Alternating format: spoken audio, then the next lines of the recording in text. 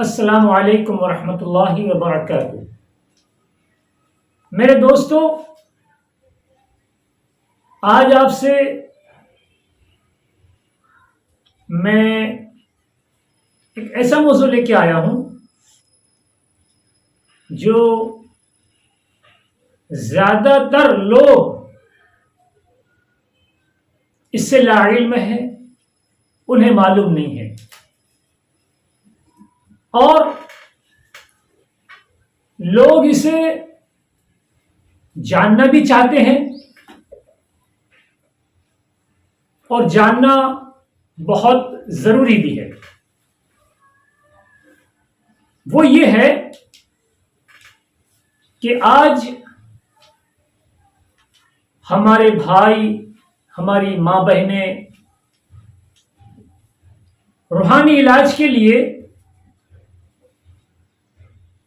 عاملین کے پاس جاتے ہیں، خانقاہوں میں جاتے ہیں، باپوؤں کے پاس جاتے ہیں اور وہ اپنا روحانی علاج کرواتے ہیں۔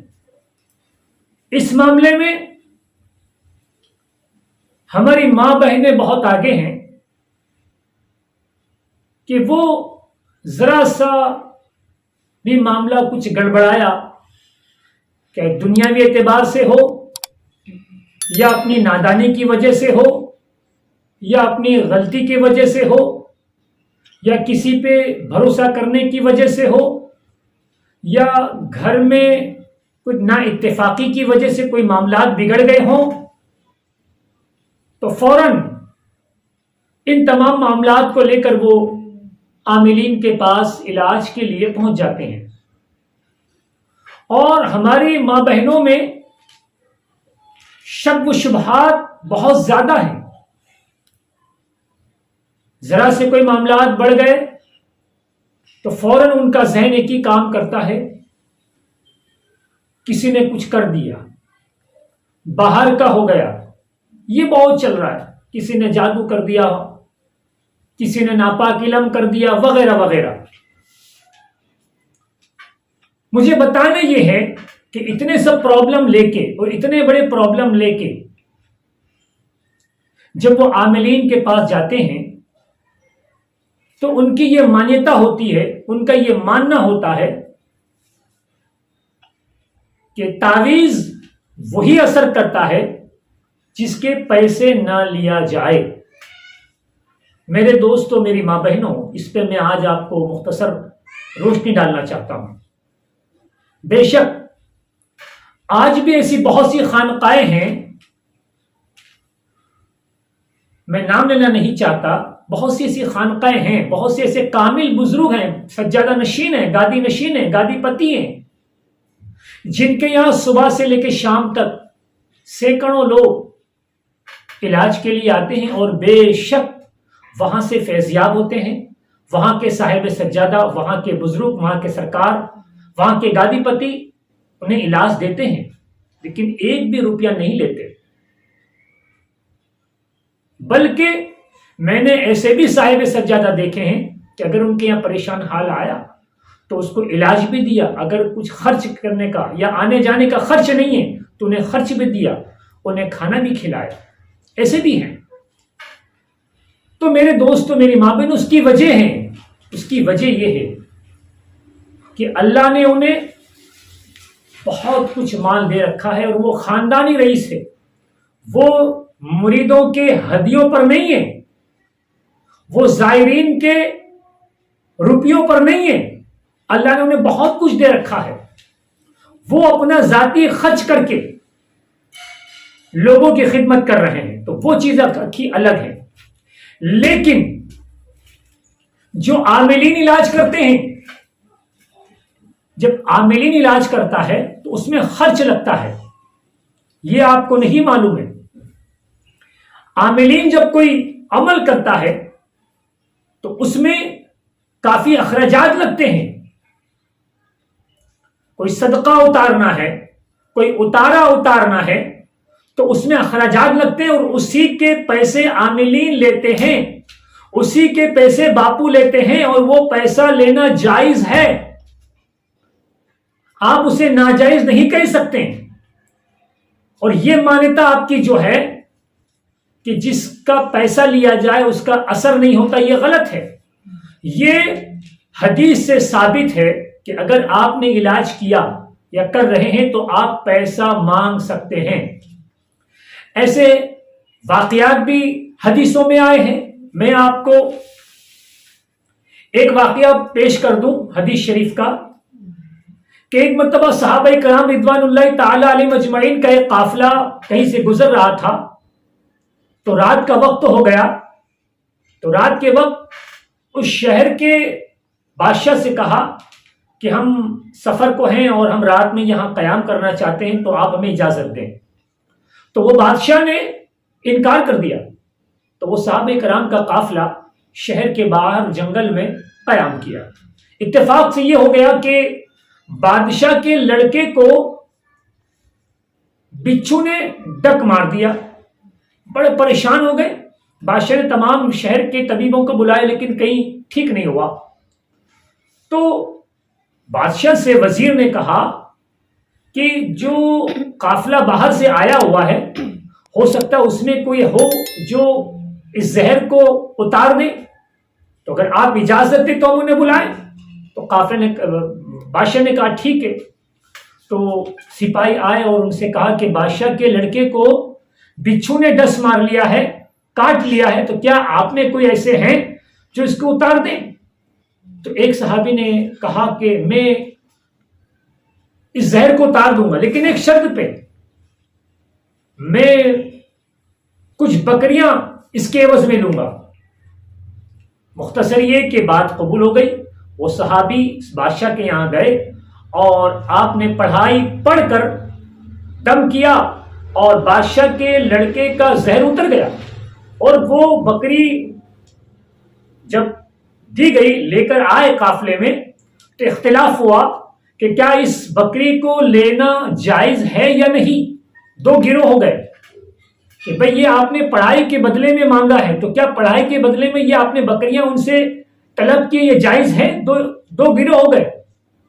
اس میں سے بعض نے کہا کہ ہم ان بکریوں کو لے کر رسول کریم صلی اللہ علیہ وسلم کی بارگاہ میں جاتے ہیں اور انہیں عرض کرتے ہیں جو سرکار حکم فرمائیں۔ مختصر یہ ہے کہ رسول کریم صلی اللہ علیہ وسلم کی بارگاہ میں ان بکریوں کو لے کر پیش کیا گیا اور یہ واقعات پیش کر دیے۔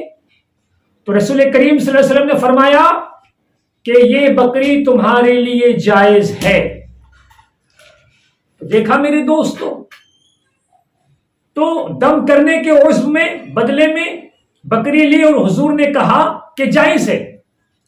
اسی طرح میرے دوستو، میرے بزرگوں،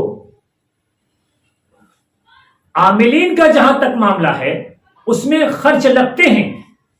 آپ کو لوبان دیا جائے گا پڑھ کے، آپ کو اگربتی دی جائے گی پڑھ کے، بہت سے ایسے تعویذ ہیں جو ہرن کی کھال پہ لکھے جاتے ہیں، بہت سے ایسے تعویذ ہیں جو مشک سے لکھے جاتے ہیں، بہت سے ایسے تعویذ ہیں جو عود سے لکھے جاتے ہیں، بہت سے ایسے تعویذ ہیں جو زعفران سے لکھے جاتے ہیں، بہت سے ایسے تعویذ ہیں جس میں اچھے اونچی کوالٹی کے عطر کی ضرورت پڑتی ہے۔ تو یہ سب کہاں سے لائیں گے؟ کیا عاملین لائیں گے؟ کیا ان کے جیب سے دیں گے؟ وہ خرچ تو آپ کو دینا پڑے گا۔ اب میرے دوستوں، میری ماں بہنوں، میں تمہیں ایک بات سمجھانا چاہتا ہوں۔ مجھے یہ بتائیے کہاں پیسہ نہیں لگتا ہے، مجھے یہ بتائیے۔ میں پوری ایک لسٹ بنا کے لایا ہوں، میں آپ کو سمجھانے کے لیے، تاکہ آپ کے ذہن سے یہ بات نکل جائے کہ جہاں پیسہ لیں وہ تعویذ صحیح نہیں ہے، یا جو بابا پیسہ مانگے یا جو باپو پیسہ مانگے وہ صحیح نہیں ہے، وہ غلط ہے۔ یہ بات تمہاری غلط ہے۔ آؤ میں آپ کو لسٹ بتاؤں۔ عبادت گاہ میں دیا جائے، مسجد میں دیا جائے، مدرسے میں دیا جائے تو اسے ہم چندہ کہتے ہیں۔ مزار کے لیے دیا جائے تو اسے ہم نذرانہ کہتے ہیں۔ زیارت میں جب ہم کسی بہن کو یا کسی ماں کو زیارت پڑھنے بلاتے ہیں تو اسے ہم ہدیہ دیتے ہیں۔ قرآن خوانی کے لیے مدرسے سے بچوں کو بلاتے ہیں تو اسے ہم نذرانہ دیتے ہیں۔ حافظ صاحب کو، مولانا صاحب کو سورہ یاسین، سورہ بقرہ، سورہ تبارک پڑھنے بلاتے ہیں تو انہیں ہم نذرانہ دیتے ہیں۔ اسکول میں ادا ہو تو فیس، خریداری کرنی ہو تو قیمت، شادی میں بیٹی کو دیا جائے تو جہیز، वलीमे पे दूल्हे को मिले तो न्योता या सलामी, बैंक में डलवाया जाए तो कैश, मोबाइल में डलवाया जाए तो बैलेंस, मुआहदे के वक्त दिया जाए तो बयाना, किसी काम या मुशक्कत या किसी मजदूर को दिया जाए तो मजदूरी, रमजान में ईद से पहले बांटा जाए तो फितराना, ईद के दिन दिया जाए तो ईदी, बच्चों को दिया जाए तो जेब खर्च, गरीब को दिया जाए सदका या खैरात, भिखारी को दिया जाए तो भीख, अमीर को दिया जाए तो हदिया, दोस्त को दिया जाए तो तोहफा, हुकूमत को दिया जाए तो टैक्स, अदालत में अदा किया जाए तो जुर्माना, नौकरी के उस मिले तो तनख्वाह। मेरे दोस्तों, हमारे मस्जिद के इमाम साहब 1 महीना बड़ी मुशक्कत से नमाज पढ़ाते हैं, तो उन्हें आप लोग क्या देते हो? तनख्वाह देते हो ना, पैसा ही देते हो ना, तो वो नमाज हो जाएगी। और बापू इतनी मुशक्कत मेहनत से आपका तावीज बनाएंगे, उसमें खर्च लगेगा, तो बापू अगर पैसा मांगे, बाबा पैसा मांगे तो गलत। वाह आपकी सोच। रिटायरमेंट पर मिले तो पेंशन, बैंक से ले तो सूदी कर्जा, वेटर को दे तो बख्शिश, गलत काम के उसमें ले या दे तो रिश्वत, बदमाश को दे तो भत्ता, शोहर बीवी को दे तो नान नफका, मौत के बाद बांटा जाए तो वारसा। मेरे दोस्तों, मेरी माँ बहनों, ये आपने देख लिया, हर जगह पैसा। अब सवाल ये है कि सही और गलत, ये एक अलग बात है, लेकिन मैं आपको बताना ये चाहता हूं कि जो दुआ तावीज का पैसा लिया जाता है वो जायज है और दुरुस्त है, और तावीज करना बिल्कुल कुरान और हदीस से साबित है। और ये अल्हम्दुलिल्लाह एक ऐसा हथियार है, एक ऐसी रूहानी ताकत है जो आपको शैतानी बलायात से आपको रोक सकती है। ऐसे बहुत से वाकयात कुरान और हदीस से साबित है कि सहाबा किराम रिज़वानुल्लाहि ताला अलैहिम अजमाइन ने आने वाले परेशान हाल पर पढ़कर दम किया और उनको पानी पर दम करके दिया। तो मेरे दोस्तों, मेरे बुजुर्गों, मेरी माँ बहनों, ये मैंने मुख्तसर सी बात आपके सामने पेश कर दी। इंशाअल्लाह मैं ये कोशिश करूंगा कि इसके बाद भी एक ऐसा वीडियो बनाऊं जिसमें मुकम्मल तावीज़ के ताल्लुक से और भी वाक़यात रूनुमा हो। और आप मार्केट में देखिए, बहुत सी ऐसी किताबें हैं जो तावीज़ात के सिलसिले में लिखी गई है, जिसमें बेशुमार नक्श और तावीज़ दिए गए हैं। तो मेरी माँ बहनों, ये आपकी जो सोच है, ये सोच को आप ख़त्म करें, ठीक है? कि जो बाबा पैसा ले वो बाबा अच्छा नहीं है, वो बापू अच्छा नहीं, ये गलत बात है। आप हर जगह पैसा दे रहे हो, आप मस्जिद के इमाम साहब को पैसा दे रहे हो चंदे तनख्वाह के नाम पर, आप आपके तकरीर करने आलिम आते हैं, उनको आप नजराना दे रहे हो, कुरान खाने पढ़ने आ रहे हो, उनको आप नजराना दे रहे हो, सब कुछ दे रहे हो, और बाबा अगर आप तावीज़ का पैसा मांग रहे हैं तो आप कहते हो कि तावीज़ में असर नहीं होगा। तुम्हारा यकीन कमजोर है, तुम्हारी सोच कमजोर है, तो अपनी सोच को बदले। अगर ये वीडियो आपको पसंद आए तो इसे आप ज्यादा से ज्यादा शेयर करें। दूसरी बात कि तावीज़ात के ताल्लुक से, अमल के ताल्लुक से और इलाज के ताल्लुक से कोई भी आपको बात समझनी हो या मशवरा लेना हो तो वीडियो के साथ मेरा नंबर लगा हुआ है, आप हमसे राब्ता कर सकते हैं। अल्लाह हाफिज। अस्सलामु अलैकुम वरहमतुल्लाहि वबरकातुहू। कमर का दर्द और घुटन का दर्द इंसान को हर काम से मजबूर कर देता है। आप हमारी दवा का इस्तेमाल करें और इस भयंकर दुखावे से, दर्द से छुटकारा पाएं बगैर किसी साइड इफेक्ट के।